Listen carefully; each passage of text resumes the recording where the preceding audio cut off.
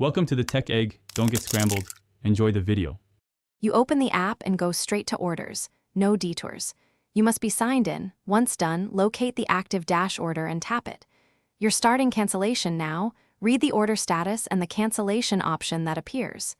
If the option is missing, note the pickup or delivery stage. This matters.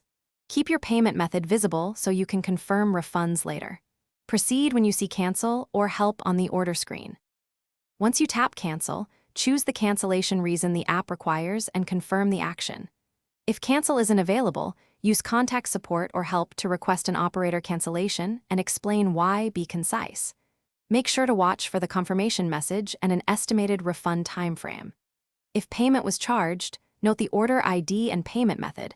Once confirmed, you'll get a notification and an email. This prevents disputes and speeds any refund. Finish by checking the app's order history for a canceled status and verify your bank or card for any refund.